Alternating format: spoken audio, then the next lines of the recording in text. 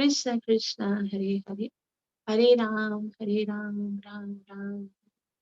ग्रंथराज श्रीमद् भागवतम महापुराण की जय। Srimad Bhagavatam canto 4 chapter number 4 verse number 8 से प्रारंभ करेंगे। अब तक हमने पढ़ा कि शिव जी ने बहुत समझाया कि देखो सती, तुम यदि यज्ञशाला में जाओगी तो तुम्हारा अपमान होगा और वो तुम्हारे लिए मृत्यु से बढ़कर होगा। वहां पर जाकर कभी कुछ अच्छा होने वाला नहीं है, इसलिए नहीं जाओ तो अच्छा है। और लेकिन फिर भी सती, क्योंकि बहुत इच्छुक थी अपने परिवार से मिलने के लिए, अपनी बहनों से, अपने सारे संबंधियों से, इसलिए उन्होंने शिव जी की बात का इतना आदर नहीं किया। और एक बात और भी आचार्यगण बताते हैं कि सती ने सोचा कि ये मेरे पिताजी हैं और ये मेरे पति हैं, तो पिताजी और पति के बीच में अगर कोई मिसअंडरस्टैंडिंग हो गई है तो उसका उपाय करना चाहिए। यदि हम जाएंगे ही नहीं, यदि हम मिलेंगे ही नहीं, बात ही नहीं करेंगे, तो हमें पता कैसे चलेगा कि क्या प्रॉब्लम है। तो मैं अगर जाऊँगी, तो मुझे पता चलेगा ना कि पिताजी को क्या प्रॉब्लम है, उनको किस बात का रोष है, क्यों क्रोध में है, तो मैं उन्हें समझाऊँगी भी। अभी तो हमारे घर का मामला है ना, हमारे घर में अगर कुछ भी, जैसे घर में कुछ बातें होते हैं, 4 लोग हैं, तो आपस में कभी-कभी मिसअंडरस्टैंडिंग हो सकती है। कोई अ, एक दूसरे के साथ कोई क्रोध हो सकता है, रोष हो सकता है। लेकिन हमेशा ये प्रयास करना चाहिए कि घर की बात बाहर तक नहीं फैलनी चाहिए, है ना? अगर बाहर वालों को पता चलेगा तो जितने मुँह उतनी बातें। तो इसलिए घर की बातें जो है वो घर तक ही सीमित रहनी चाहिए। वो सिक्योर, मतलब बातें इतनी सीक्रेट है, घर का भेद जो है ना बाहर नहीं पता होना चाहिए। अब तक तो इन दामाद और ससुर के बीच में कोई प्रॉब्लम थी, तो हम तक ही, फैमिली मेंबर्स को तक ही पता थी। लेकिन अब इतना बड़ा प्रोग्राम हो रहा है, तो उस प्रोग्राम में यदि कोई हमारे घर से नहीं जाएगा, तो ये बात तो सारी दुनिया को पता चल जाएगी कि देखो, दक्ष प्रजापति और उसकी बेटी और दामाद के साथ ज़ाहिर है कोई अनबन होगी, कोई मनमुटाव होगा, तो नहीं आया तो जितने मुँह उतनी बातें। तो मैं जाऊँगी तो एटलीस्ट लोगों को पता नहीं चलेगा कि हमारी फैमिली में कुछ है ना गड़बड़ चल रही है, और मैं मना के भी आ जाऊँगी। तो कुछ भी सोचकर सती जो है वो यज्ञशाला के लिए निकल पड़ी। और उस समय शिव जी के बहुत सारे गण उनको भव्य शोभा यात्रा में लेके गए, उनको खेलने के लिए गेंद, मैना, छाता और पंखा और बहुत सारे गण उनके साथ गए भव्य सम्मान के साथ। लेकिन वहां पर जाकर उसने देखा कि कोई भी उनकी ओर सम्मानित नेत्रों से नहीं देख रहा था, क्योंकि वो सब जो है वो दक्ष प्रजापति से भयभीत थे। लेकिन उनकी माता और उनकी बहनों ने उनका बहुत सम्मान किया, आदर किया, प्रेम किया, आलिंगन किया, अश्रुपूरित नेत्रों से उनका स्वागत किया। लेकिन सती जो है वो बहुत दुखी थी, बहुत ज्यादा दुखी थी कि मैं तो अपने पिताजी की कितनी चहेती लाडली बेटी हूँ और वो मुझसे कितना प्रेम करते हैं, लेकिन शिव जी के कारण कि मैं उनकी पत्नी हूँ, उसके कारण वो मुझे देख भी नहीं रहे हैं। मैं आई हूँ तो मेरा सम्मान भी नहीं कर रहे हैं, मुझे प्रेम से कुछ बोल भी नहीं रहे हैं, तो बहुत ज़्यादा दुखी हो रही थी। तो यहाँ से हम आगे पढ़ेंगे Shrimad Bhagavatam canto 4 chapter number 4, जिसका शीर्षक है सती द्वारा शरीर त्याग। और श्लोक नंबर 8 है, वहां से पढ़ेंगे। सोदर्य संप्रश्न समर्थवार्तया मात्रा च मातृष्व श्रीभिश्च सादरम् दत्तां सपर्यां वरमासनं च सा न दत्त पित्रा प्रतिनन्दिता सती। सौन्दर्य सम्प्रश्न सामर्थ्यवार्तया मात्रा च पितृष्वपरिवासनं वस्त्रिभिश्च सादरम् दत्तां सपर्यां वरमासनं च सा न दत्तपित्रा प्रतिनन्दिता सती।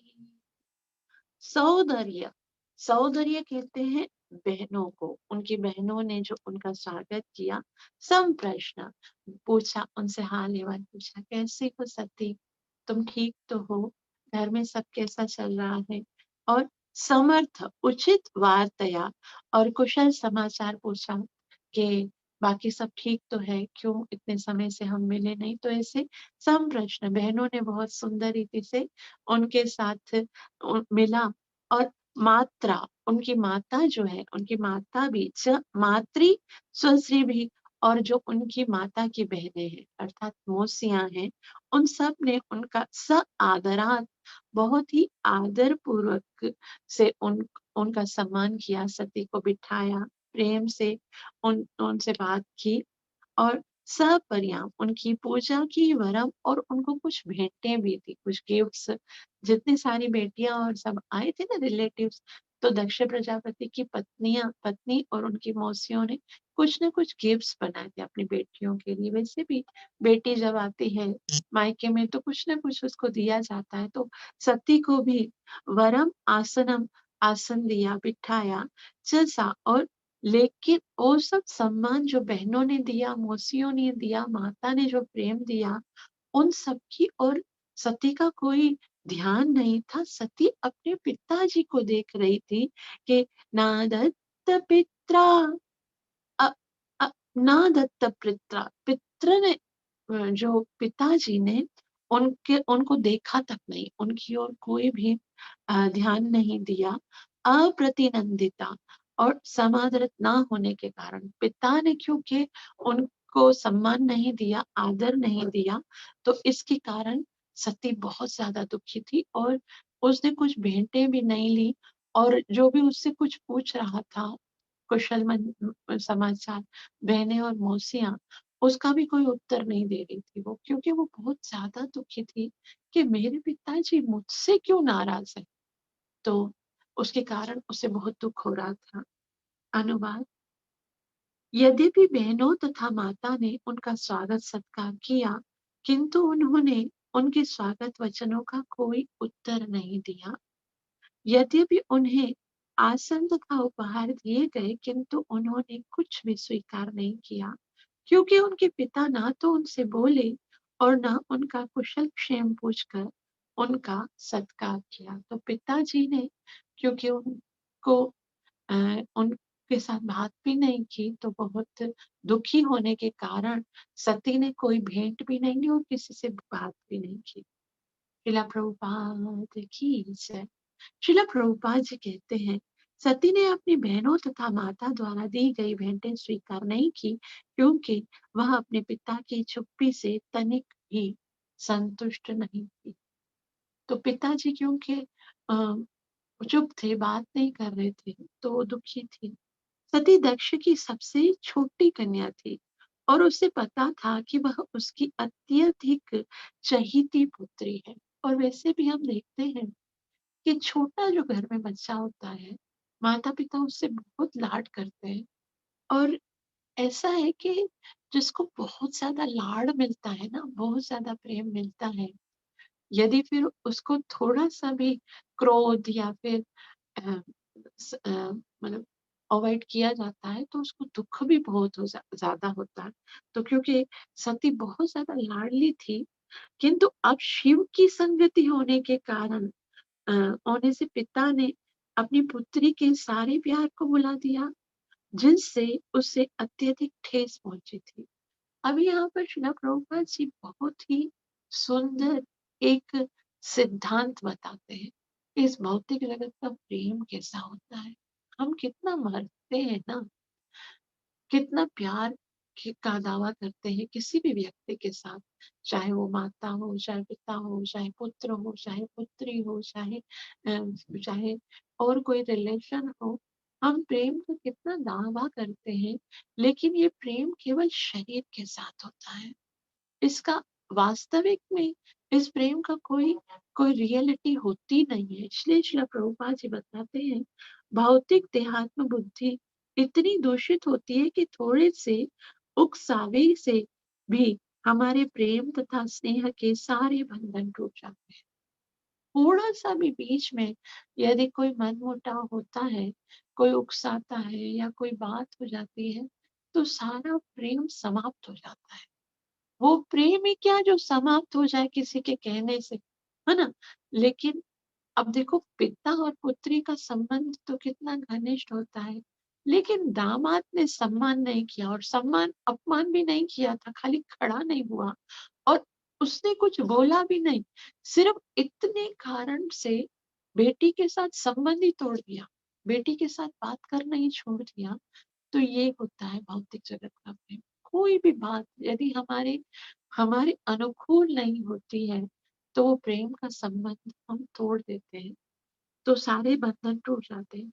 शारीरिक संबंध इतने क्षणिक हैं कि भले ही कोई किसी को कितना ही स्नेह क्यों ना करता रहा हो, थोड़ी सी नाराजगी में सारी घनिष्ठता छिन्न हो जाती है। हम देखते हैं संसार में बहुत बारी ऐसा होता है कि जो प्रेम का बहुत दावा करते हैं और थोड़ा-सा भी यदि उनके बीच में कोई तकरार हो जाती है, थोड़ी-सी नाराज़गी हो जाती है, तो वो घनिष्ठ संबंध तोड़ देते हैं। यही भौतिक प्रेम है। और आध्यात्मिकता में जो भगवान के साथ हमारा प्रेम होता है, उसमें चाहे कुछ भी हो जाए, जीवन में चाहे कितने ही दुःख आएँ, संकट आएँ, चाहे हमको लगे भी कि भगवान हमारी परीक्षा ले रहा है, कितना सब हम कब तक बर्दाश्त करें, कब तक धैर्य धरें, लेकिन वो संबंध कभी नहीं टूटता। हम हमारा जो भगवान के साथ संबंध है ना, वही एक वास्तविक संबंध है। उसको चाहे कुछ भी हो जाए, दुनिया में चाहे कुछ भी हो जाए, वो टूट नहीं सकता है। भले हम कितना भी प्रयास भी करें, हम तो कर ही रहे हैं ना भगवान से दूर जाने का प्रयास। संसार के साथ प्रेम करते हैं और भगवान के विषय में सोचते भी नहीं, उनके लिए समय भी नहीं निकालते। हम पूरा प्रयास करते हैं कि हमारा बंधन भगवान से टूट जाए और भगवान पूरी तरह से ये प्रयास करते हैं कि ये बंधन कभी न टूटे। और हम चाहे किसी भी स्थिति में रहें, वो सदैव हमारा ख़्याल रखते हैं, वो सदैव हमारी चिंता करते हैं, वो सदैव सदैव हमारी फ़िक्र करते हैं, हम हमें खुश रखने का प्रयास करते हैं। इसीलिए, क्योंकि भौतिक जगत में क्या होता है, एक तरफ से रिश्ता तोड़ते हैं तो दूसरा भी तोड़ देता है। लेकिन आध्यात्मिक जीवन में क्या होता है, जीव चाहे कितनी भी कोशिश करे अपराध करने की, कितने बड़े-बड़े अपराध करे, चाहे अपने अपराधों के कारण वो जानवर ही बन जाए, चाहे वो पशु योनि में भी चला जाए, लेकिन भगवान उसका साथ कभी नहीं छोड़ते। इसलिए यदि हमारा कोई बंधन, कोई कोई संबंध, कोई रिश्ता टूट जाए या हमसे बिछड़ जाए, तो हमें भगवान के साथ अपना संबंध जोड़ लेना चाहिए, क्योंकि वो हमें कभी अकेला नहीं छोड़ता। आगे अ, मैत्रेय मुनि कहते हैं, आरुद्रभागं तमवीक्ष्य चात्वरं पित्रा च देवी कृतहेलनविभौ अनादृतायज्ञसदस्यधीश्वरी जुगोपलोकानिवदक्षति उषः। अरुद्रभागं तमवीक्ष्य चात्वरं पित्रा च देवी कृतहेलनं विभौ नादृ अनादृतायज्ञसदस्यधीश्वरी जुगोपलोकानिवदक्षति रुषा। अरुद्रभागं तम तमवेक्ष्य चात्वरम्। अरुद्र, रुद्र का भाग नहीं था। रुद्र यानी शिव जी का भाग नहीं था। देखो, जब भी यज्ञ होता है तो सारे देवी देवताओं का भाग होता है और शिव जी तो क्योंकि प्रमुख देवता है, महादेव हैं, तो उनका भाग अलग से होता है। लेकिन उस यज्ञ तमवेक्ष चात्वरम, वेक्ष यानी कि देखा नहीं, अवरम यानी उस यज्ञ स्थली में जब सती ने अरुद्र भागम, रुद्र का भाग नहीं देखा, पित्रा च देवी कृत हेलनम विभव, और पित्रा यानी अपने पिता के द्वारा देवी यानी अपने शिव जी का, ये तो बहुत बड़ा अपमान था। आप खुद सोचिए कि कितना दुख हुआ होगा एक बेटी को के घर पे आए और दामाद के लिए। शिव तो महादेव है ही, उनका तो भाग होना ही चाहिए, लेकिन यहाँ पर तो दामाद है और दामाद का कहीं अपमान होता है जिस घर में, वो बेटी कैसे सहन कर सकती है। तो पित्राच देवी कृत हेलन विभव, और पिताजी के द्वारा अपने पति की इतनी अवहेलना, इतना अ, अनादर जो है वो उनसे सहन नहीं हुआ। और अनादृता यज्ञ, अनादृता मतलब अनादर हुआ, यज्ञ सदस्य, यज्ञ पूरी सभा में। अब अकेले में बात होती है ना जब, तो जल्दी से हम उसको स्वीकार कर लेते हैं और बात भी, लेकिन इतनी बड़ी सभा थी, इतने बड़े-बड़े देवी-देवता बैठे हुए थे, ब्रह्मा जी बैठे हुए थे, इतने सारे ऋषि-मुनि बैठे हुए थे, इतने सबके सामने शिव जी का अनादर हो रहा था। तो इसके कारण अनादृता यज्ञसदस्यधीश्वरी, अधीश्वरी का मतलब होता है सती ने जब देखा कि इस पूरे यज्ञ स्थान में मेरे पति का अनादर हो रहा है, मेरे पिता के द्वारा उनके लिए कोई सम्मान नहीं है, कोई यज्ञ का भाग नहीं है, तो उसके कारण जो कोप, अत्यंत क्रोधित हो गई। सती को बहुत ज्यादा क्रोध आया कि मेरे पिताजी मेरे पति का इतना अपमान कैसे कर सकते हैं। इसलिए जो कोपलोकम निबधक्षति रुषा, इतनी ज्यादा दक्षति रुषा यानी दक्षति का मतलब होता है ऐसा लग रहा था कि मानो दक्ष को ही जलाकर भस्म कर दो, इतना ज्यादा दुखी हो रही थी। लोका, और उसके नेत्रों से ऐसी ज्वाला निकल रही थी जैसे 14 लोग अभी जलकर भस्म हो जाएंगे। इसलिए वो बहुत ज्यादा क्रोधित थी क्योंकि उसके पति का अपमान वो सहन नहीं कर पाई। श्रीला प्रभुपाद की अनुवाद।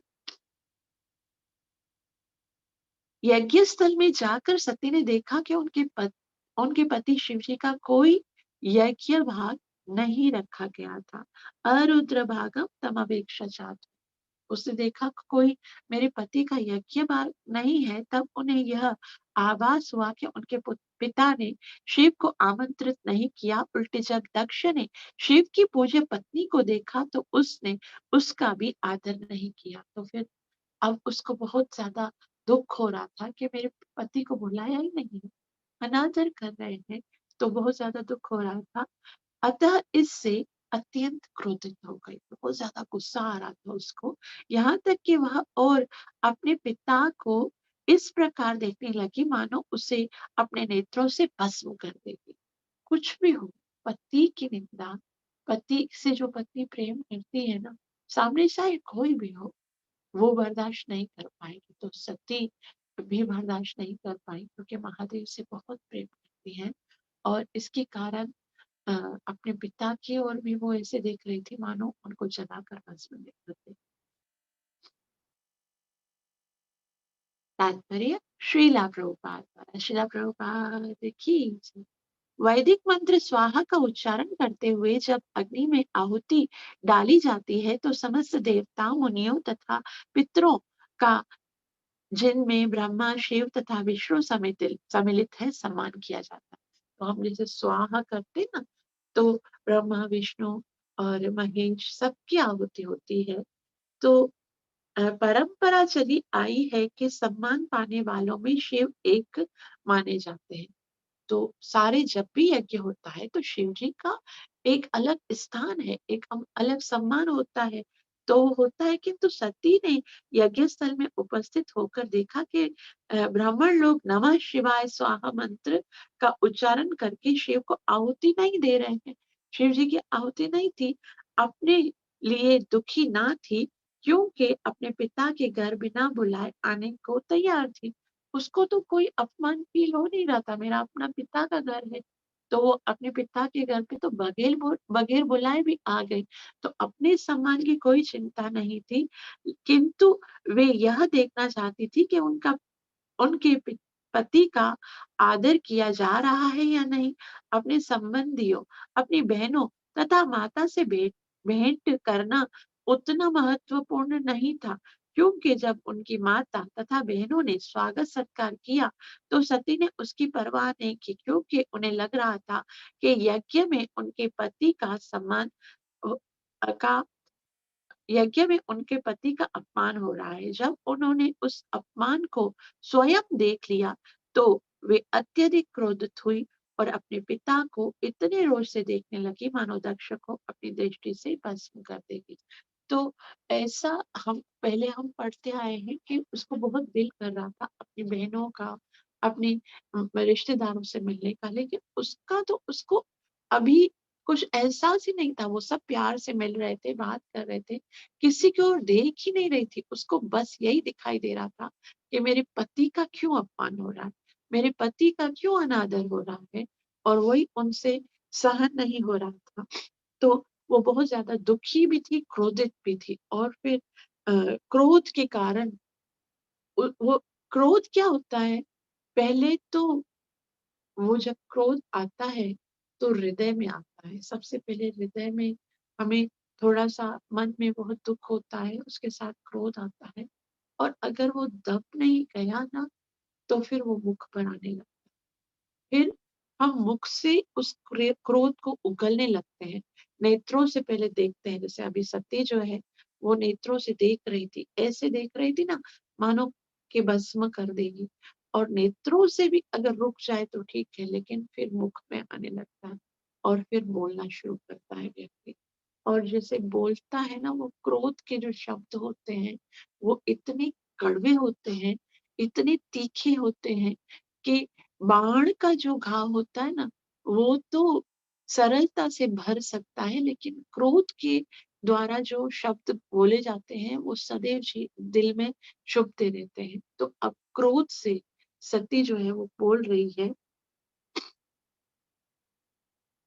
जगर्ह सामर्श विपन्नया गिरा शिव शिव द्विषं धूमपथ शमस्मयम् स्वतेजसा भूतगणान् समुत्थितान् निगृह्य देवी जगतो विशृण्वत।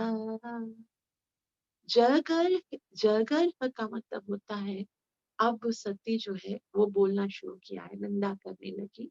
सा अमर्ष विपन्नया, अमर्ष यानी क्रोध के कारण वो बहुत ज्यादा क्रोधित हो गई थी, इसलिए क्रोध जो है वो मुख से अ, विस्फुटित हो रहा था, गिरा। अब उसकी वाणी से वो शब्द निकल रहे थे, शिव द्विषम यानी शिव के शत्रु, धूमपथ यज्ञों में श्रम यानी कष्ट, स्मयन स्मयम का मतलब होता है अत्यंत गर्वित, कि यहाँ पर ये जो यज्ञ में आहुति देने वाले हैं, वो कितने ज़्यादा गर्वित हो गए हैं, और इसके कारण वो शिव के शत्रु बन गए हैं।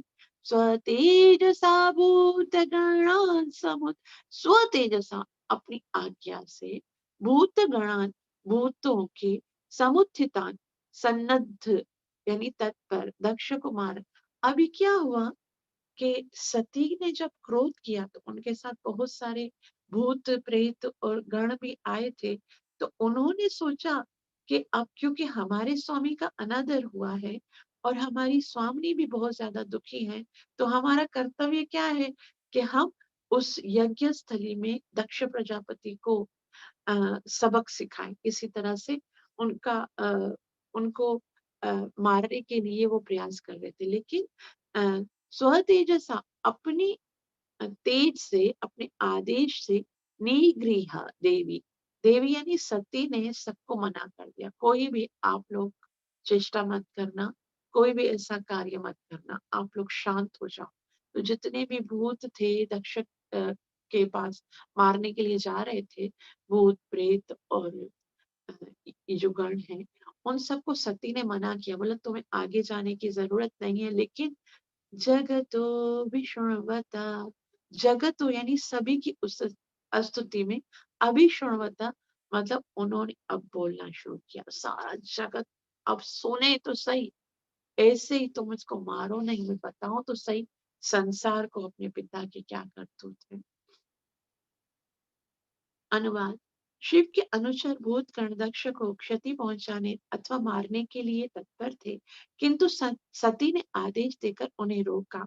वे अत्यंत क्रुद्ध और दुखी थी और उसी भाव में वे यज्ञ के सत्काम कर्मों की विधि की तथा उन व्यक्तियों की जो इस प्रकार के अनावश्यक एवं कष्टकर यज्ञों के लिए गर्व करते हैं, भर्त्सना करने लगी। उन्होंने सबों के समक्ष अपने पिता के विरुद्ध बोलते हुए उसकी विशेष रूप से निंदा की। तो अब जो है सती जो है बहुत ज्यादा क्रोधित हो गई है। वहां पर बैठे हुए सारे जो सकाम कर्मी लोग हैं, जो वहां पर थे, उन सब ने जो भी कार्य किया है अभी, क्योंकि वो भले भगवान विष्णु के लिए यज्ञ हो रहा है, लेकिन उसमें एक महान वैष्णव का अपमान है, तो वो सब का सब बिल्कुल निष्फल है, उसका कोई लाभ होने वाला नहीं है। इस और सती जो है वो अपने पिता के विषय में अब निंदा करने लगी। श्रील प्रभुपाद जी कहते हैं यज्ञ करने का विधान विशेष रूप से विष्णु को प्रसन्न करने के लिए प्रयोजनार्थ होता है। यज्ञ का एक ही कारण होता है, विष्णु, यज्ञो वै विष्णु, अर्थात विष्णु को प्रसन्न करने के लिए वो यज्ञेश्वर कहलाते हैं, क्योंकि समस्त यज्ञों के फल के भोक्ता वे ही हैं। जितने भी यज्ञ होते हैं, चाहे कोई भी यज्ञ हो, वाजपेयी यज्ञ हो, अश्वमेध यज्ञ हो, या कोई भी यज्ञ हो, तो उसमें यज्ञ की इस जो यज्ञ के द्वारा जिसको प्रसन्न करना है, जो भोक्ता है वो कौन है? भगवान श्री कृष्ण, भगवान श्री विष्णु। भगवान श्री कृष्ण श्रीमद् भगवत गीता चैप्टर नंबर 5 वर्ष नंबर 29 में कहते हैं, श्रील प्रभुपाद जी कहते हैं इस तथ्य की पुष्टि श्रीमद् भगवत गीता 5.29 में भी हुई है। भगवान कहते हैं भोक्तारम यज्ञ तपसाम, कि मैं ही समस्त यज्ञों और तपस्याओं का भोक्ता हूँ। वे ही समस्त यज्ञों के वास्तविक भोक्ता हैं। अल्पज्ञानी लोग इस तथ्य को ना जानने के कारण किसी भौतिक लाभ के हेतु यज्ञ करते हैं। यज्ञ केवल भगवान की खुशी के लिए किया जाता है। अगर यज्ञ से कोई लाभ भी मिल रहा है ना, तो उसका कारण क्या है? कि भगवान खुश हैं इसके लिए मिला। लेकिन लोग जो है वो अल्पज्ञानी हैं, ज्यादा उनके पास ज्ञान नहीं है इसके विषय में, इसलिए वो यज्ञ करते हैं केवल इंद्रिय तृप्ति के लिए। इंद्रिय तृप्ति हेतु व्यक्तिगत लाभ उठाने के लिए ही दक्ष जैसे व्यक्ति तथा उनके अनुयायी यज्ञ करते हैं। ऐसे यज्ञ को बिना किसी फल के श्रम श्रम करना कहा जाता है। कोई लाभ नहीं, भगवान खुश नहीं है। यस्य तुष्टो जगत तुष्टो, भगवान खुश हो गए तो समझो संसार खुश हो गया। पर भगवान को खुश ना कर सके तो सब कुछ व्यर्थ है, आप जो कुछ भी कर रहे हो।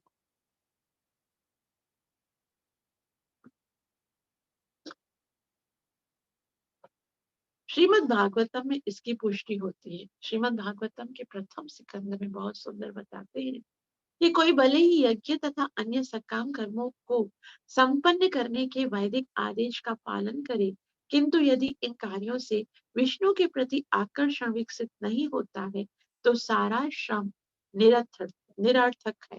जो भी मेहनत आप करते हो, यदि भगवान खुश नहीं हो रहे हैं, तो सब कुछ व्यर्थ है, उसका कोई लाभ नहीं है। जिसने विष्णु के लिए प्रेम उत्पन्न कर लिया है, उसे चाहिए कि विष्णु भक्तों के लिए भी प्रेम तथा आदर विकसित करे। अब यहाँ श्रील प्रभुपाद जी बता रहे हैं कि भगवान को यदि खुश करना है, तो उसका सरल साधन है कि भगवान के भक्तों को खुश रखा जाए। तो जो भगवान के लिए कार्य करते हैं, जो भगवान के लिए अ, जो भी सेवा करते हैं, उनको ये भी ख़्याल रखना चाहिए कि जो भगवान के वैष्णव हैं, वैष्णव भक्त हैं, उनका भी सम्मान होना चाहिए, उनको भी। तो वैष्णव जो हैं, वो भगवान को बहुत प्रिय हैं। भक्तैर्भक्त जना प्रिया। भगवान तो अपने भक्तों के भक्तों से ज़्यादा प्रेम करते हैं। तो भगवान कभी भी खुश नहीं होते हमसे, अगर हम भगवान की पूजा करें और वैष्णव का अनादर करें। इसलिए भक्ति में यदि आपको प्रगति करनी है ना और भगवान को खुश करना है ना, तो भगवान की सेवा करके भगवान इतना खुश नहीं होते हैं, जितना वैष्णवों की सेवा करके खुश होते हैं। और जब हम वैष्णवों की सेवा करते हैं ना, तो भगवान इतने प्रसन्न होते हैं कि एक तो वैष्णव प्रसन्न होते हैं, वो आशीर्वाद देते हैं। और वैष्णव जब आशीर्वाद देते हैं, किसी वैष्णव के मुख से हमारे लिए आशीर्वाद निकलता है, तो भगवान के लिए वो ड्यूटी बन जाता है कि भगवान को लगता है कि मेरे भक्त ने बोला है तो मुझे अवश्य करना है। तो हमारे जीवन का सौभाग्य उस समय उदय होता है जब हम किसी वैष्णव को प्रसन्न करते हैं। और उस समय से दुर्भाग्य स्टार्ट होता है जब कोई वैष्णव जो है वो हमारे से नाराज हो जाता है, हमारे किसी कारण कार्य के कारण दुखी हो जाता है। तो हमें इन दो चीजों का सदैव ख्याल रखना चाहिए। एक तो भगवान को प्रसन्न करने के लिए वैष्णवों को प्रसन्न करना है और दूसरा किसी भी वैष्णव को हमारी ओर से कोई कष्ट नहीं होना चाहिए। कभी किसी वैष्णव की निंदा तो भूल के भी नहीं करनी चाहिए। हम हमारा क्या है, हम ऑर्ग्यूज देते हैं। ऑर्ग्यूज क्या देते हैं, एक तो पहले बोलेंगे किसी के बारे में और बोलेंगे कि भाई हम तो इसके बारे में बोल रहे हैं, ये वैष्णव है क्या? ये वैष्णव तो है ही नहीं, तो मुझे वैष्णव अपराध लगेगा नहीं। कौन वैष्णव है, कौन वैष्णव नहीं है, इसका डिसीजन लेने का अधिकार आपको कभी नहीं मिलता। ये जजमेंट आप नहीं कर सकते कि कौन भक्त है, कौन नहीं है। ये तो भगवान जाने। और वास्तव में इस संसार का प्रत्येक जीव भगवान का भक्त है। प्रत्येक जीव। चाहे वो इस जन्म में भक्त दिखे या ना दिखे। आज भी हम देखते हैं ना, बहुत सारे ऐसे लोग हैं हमारे दरमियान जो आज से 5 साल पहले या 10 साल पहले उनको भगवान के विषय में कुछ पता ही नहीं था, माला भी नहीं करते थे, नॉन-वेज खाते थे, शराब पीते थे। लेकिन आज वो इतनी सारी माला कर रहे हैं, भक्ति कर रहे हैं, मंगल आरती करते हैं, संध्या आरती करते हैं, भोग ऑफर करते हैं। तो अगर हमने कल भी उसकी निंदा की तो भी वैष्णव की, आखिर तो वो वैष्णव ही है ना। तो ये नहीं किसी के बारे में ये नहीं सोचना चाहिए कि ये वैष्णव नहीं, इसकी निंदा मैं कर सकता हूँ। हर कोई वैष्णव है। हर कोई मतलब ये नित्य सिद्ध कृष्ण प्रेम साध्य कदोना, ये नित्य सिद्ध है। प्रत्येक जीव के हृदय में भगवान के प्रति प्रेम है और जिसके हृदय में भगवान के प्रति प्रेम है, वो वैष्णव है। तो आज प्रकट होता है या कल प्रकट होता है, उससे कोई फर्क नहीं पड़ता। लेकिन हमारा कर्तव्य ये है कि प्रत्येक जीव को आनंदित करना करना है, कभी भी किसी की निंदा नहीं करनी है, चाहे वो वैष्णव हो या ना हो। हमें तो सबको वैष्णव समझ कर आदर कर। जैसे हमने पिछली दफा पढ़ा था ना कि जो भक्त होते हैं वो प्रणाम करते हैं ना, नमस्कार करते हैं, तो शरीर को नहीं करते हैं, उसके हृदय में बैठी हुई आत्मा को कर रहे हैं, क्योंकि वो भगवान का अंश है और वो भगवान का ही है। तो अगर हम किसी का अनादर कर रहे हैं तो भी तो भगवान का ही अनादर हो रहा है। तो एक तो हम ये आर्ग्यू करते हैं कि वो वैष्णव नहीं है और दूसरा आर्ग्यू क्या करते हैं जानते हैं? निंदा करके बोलते हैं, निंदा थोड़ी कर रहा हूँ, मैं तो सत्य बोल रहा हूँ, ये तो है ही ऐसा, ऐसा किया था ना, तो वो बता रहा हूँ। तो वो बताने की जिम्मेवारी आपकी नहीं। भगवान ने ये मुख दूसरों ने जो किया है वो गलत है, उसका प्रचार करने के लिए तो नहीं दिया है। भगवान ने ये तो कहीं नहीं लिखा है कि आप यदि किसी के अपराधों का प्रचार करोगे तो आपसे बढ़कर मेरा और कोई प्रिय होगा ही नहीं और ना ही कभी कोई है। तो ऐसा तो भगवान ने नहीं कहा। ये जिम्मेदारी हमारी है क्या कि दूसरों की निंदा दूसरों को बताते रहें? नहीं, कोई क्या करता है, क्या नहीं करता है, उसको फैलाने का कार्य क्या हमारा है? क्या वो कार्य हम पर सौंपा है गुरु और कृष्ण ने? हमारे ऊपर बहुत सारी जिम्मेदारियां हैं इस जीवा को और भी बहुत सारे कार्य करने। ये जीवा नाम रटन करने के लिए है। ये जीवा भगवान के शब्दों का प्रचार करने के लिए, गीता भागवत पढ़ने के लिए, और इस पवित्र जीवा के साथ हम दूसरों की निंदा करके और फिर आर्ग्यूज देना शुरू कर देते हैं। लेकिन कभी भी किसी वैष्णव के प्रति, किसी भी जीव के प्रति भी हमें उनका कभी भी जो अपराध है, उनकी निंदा है, वो कभी भी मुंह पर नहीं लानी चाहिए, भले हो भी उसके अंदर, भले उसके अंदर हो भी। अगर कोई बोल भी रहा है ना, तो कभी समर्थन भी नहीं करना चाहिए।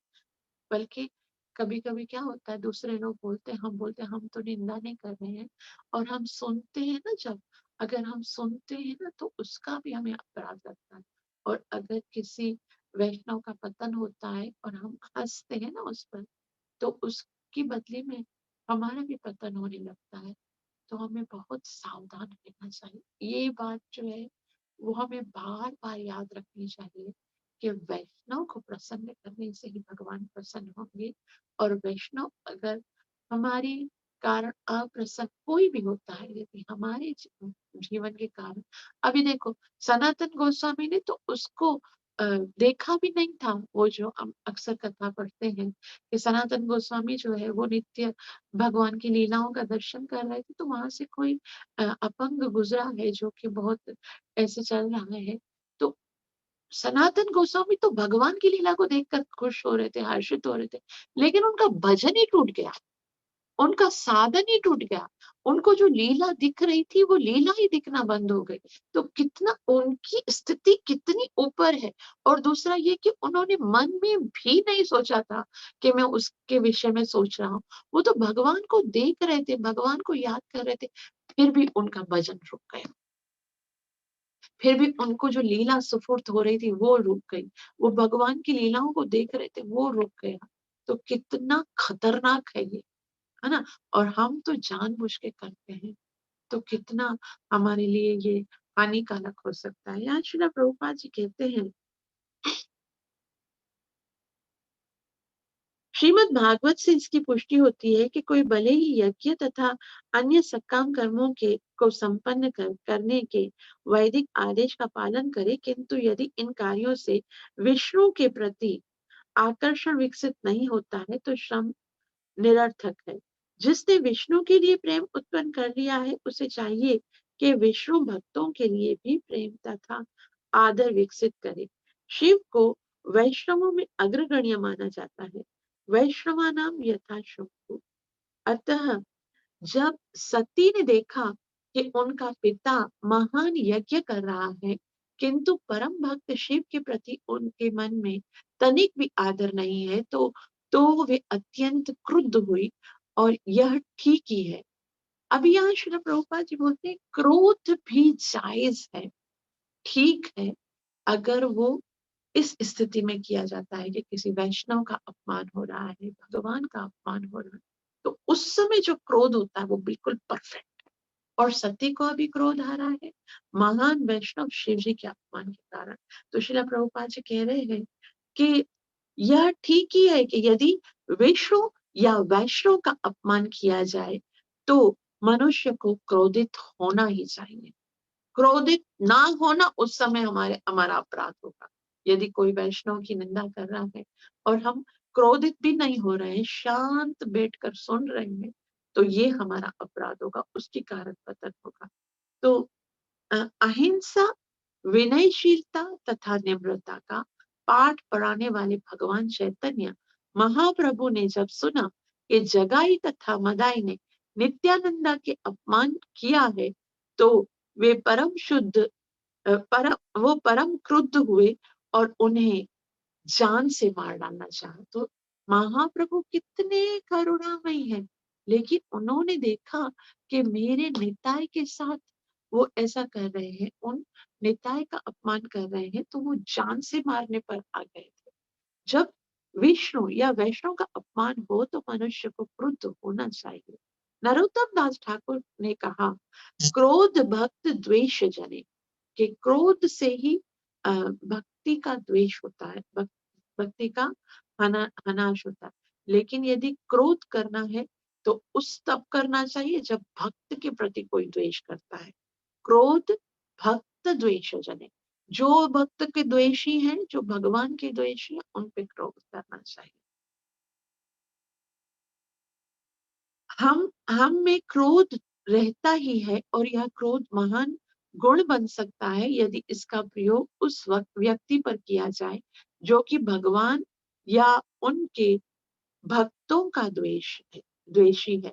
तो जो भगवान के द्वेषी हैं, जो भक्तों के द्वेषी हैं, उन पर हम क्रोध कर सकते हैं। यदि कोई विष्णु या वैष्णव पर आक्रमण कर रहा हो तो इसे सहन नहीं करना चाहिए। सती द्वारा अपने पिता पर प्रदर्शित क्रोध आपत्तिजनक नहीं था, क्योंकि यद्यपि वह उनका उनका पिता था, किंतु वह सर्वश्रेष्ठ वैष्णव का अपमान कर रहा था। अतः सती का अपने पिता पर किया गया क्रोध श्लाघनीय था। तो यहाँ श्रील प्रभुपाद जी बोल रहे हैं कि ये तो सराहनीय है कि पिता जो है वो शिव जी का अपमान कर रहे हैं और शिव जी के इस अपमान को सहन ना करने के कारण सती उन पर क्रोधित हो रही है। तो यहाँ पर सती जो है वो सहन नहीं कर पा रही है ये चीज कि उनके पति का कोई भाग भी नहीं है, उनका कोई आदर नहीं है, सम्मान नहीं है। तो हम कल देखेंगे कि सती अपने पिता से क्या कहती है।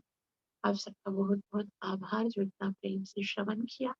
कृपया मुझे आशीर्वाद अवश्य दीजिएगा कि मैं अपनी सेवा और साधना को अच्छे से कर सकूं और प्रेम के साथ हरिनाम का जप करके गुरु और कृष्ण को प्रसन्न कर सकूं।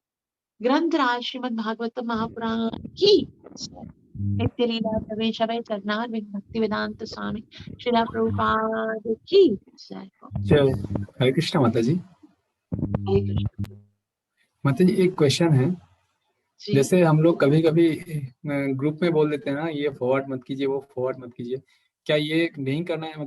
मतलब ऐसे करने से अगर उस भक्त को कुछ बुरा लगता है तो ये तो हमें मतलब ग्रुप में कभी कभी बोलना पड़ता है कि ऐसा फॉरवर्ड मत कीजिए, इस ग्रुप में सिर्फ रिसाइटेशन के लिए है ये ग्रुप, तो ये क्या नहीं करना चाहिए या करना चाहिए?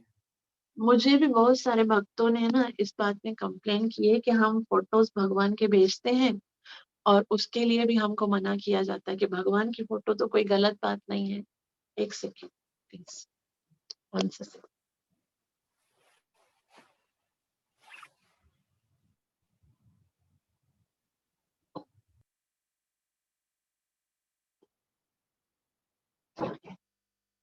हरे कृष्ण हरे कृष्ण कृष्ण कृष्ण हरे हरे, हरे राम हरे राम राम राम। तो वास्तव में मैंने उनको यही बताया कि ग्रुप्स जो बनते हैं वो किसी उद्देश्य से बनते हैं। अगर हर कोई ग्रुप में हर चीज तो अलाउड नहीं होती है। गलत नहीं कह रहे हैं कि आपने फोटो भेजा है तो वो गलत है, लेकिन क्योंकि ग्रुप का एक उद्देश्य है कि ये रिसाइटेशन के लिए है, तो फोटो भेजने के लिए एक अलग ग्रुप होता है, दूसरे कम्युनिकेशन के लिए एक अलग ग्रुप होता है। तो हमको उनको समझाना जरूर चाहिए कि ये ग्रुप इस मकसद से नहीं बनाया गया। तो इस तरह से अगर हम अलाउड करते रहेंगे हर चीज, तो मेन जिस चीज के लिए वो ग्रुप बनाया है वो तो उद्देश्य ही खत्म हो जाएगा ना।